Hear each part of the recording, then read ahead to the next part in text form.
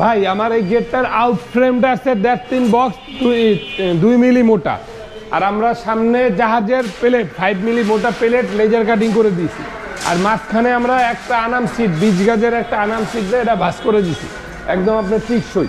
মানে এইটা একটা পুরো শীটটারে আপনারা ফোল্ডিং করছে, শীটটারে আমরা ই করে দিয়েছি আনাম, মানে এটা ফোল্ডিং করে দিয়েছেন। হ্যাঁ, আর এই যে আমাদের এটাও 5 মিলি প্লেট, বাহ, এটা 5 মিলি, এটাও 5 মিলি, আর এটাও আমাদের স্লাইডিং গেট হবে, নিচে দুটো এসএস চাক্কা হবে, আর উপরে কোনো লাইন হবে না, উপরে লাইন ছাড়া। হ্যাঁ, লাইন ছাড়া। অনেকে প্রায় আপনার সব গেটেই আপনার যে স্লাইডিং হয় এগুলো উপরে লাইন হয়, কিন্তু আমার এই গেটের উপরে কোনো লাইন হবে, উপরে লাইন হবে না, লাইন ছাড়া আমরা এই গেটটা দাঁড়া করে রাখি। আমরা ব্যালকনি বলি, এটা হলো আমাদের ব্যালকনি পুরো একটা আনাম grill 10 feet by 6 feet 3 inch, 6 feet 10 feet এবং 6 ফিট 3 ইঞ্চি হাই। হ্যাঁ, সম্পূর্ণ গ্রিলটাই আমরা আনাম বানাইছি, পাট পাট বানাই নাই যে পাট পাট নিয়ে আমরা বসাই দিব, এটা আনাম নিয়েই শুধু বসাই দিব আমরা। এইটারে পুরো একদম এখান থেকে বানিয়ে নিয়ে বসিয়ে দিবেন, শুধু নিয়ে বসাই আমরা ফিটিং করে দিয়ে আসবো। ওরে বাপ রে বাপ, এটা সম্ভব এটা বানানো? ভাই সম্ভব, আর টিএস এন্টারপ্রাইজে সবই সম্ভব ইনশাআল্লাহ। তারপর আপনাদের কি ক্রেন ট্রেন আছে নাকি, যে ক্রেন ট্রেন দিয়ে তুলবেন? ভাই ক্রেন লাগবে না আল্লাহর রহমতে, আমাদের আর টিএস এর যে দক্ষ কারিগর আছে তারা ইনশাআল্লাহ একটা ক্রেন